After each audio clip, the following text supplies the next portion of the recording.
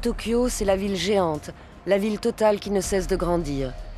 Elle a éliminé les espaces naturels. Elle a créé son propre climat. Elle souffre de son gigantisme. On dit de Tokyo que c'est une ville amibe qui absorbe tout sur son passage.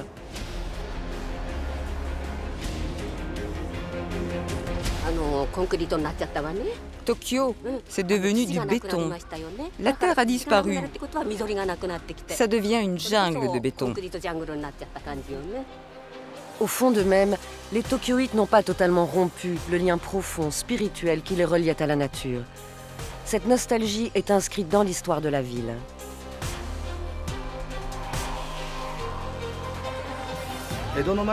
Autrefois, dans la ville, il y avait des renards sauvages, des sangliers. On trouvait même des gens qui possédaient des éléphants, des girafes, des dromadaires ou des orang-outans. L'homme et la nature avaient réussi à installer une relation subtile et variée.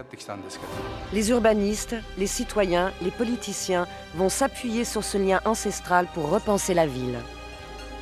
Renouer avec son passé pour mieux se réinventer, c'est le défi de la plus grande mégapole de la planète.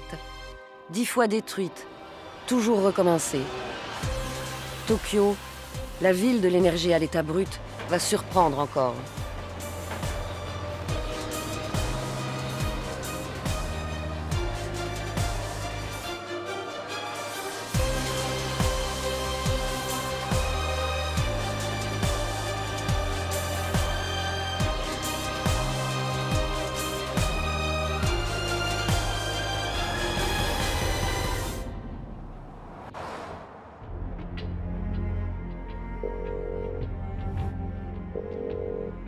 Tokyo est un millefeuille de mondes urbains emboîtés.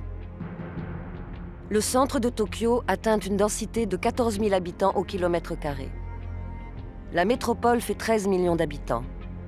La mégapole, 35 millions dans un cercle de 50 kilomètres. Au sommet trône la mégalopole. Elle s'étire sur 1000 kilomètres. C'est le plus grand centre urbain de la planète et Tokyo en est la tête. C'est une des capitales avec Paris la moins verte de la planète. Comment cette ville tentaculaire peut-elle bousculer ses espaces et accueillir la nature ?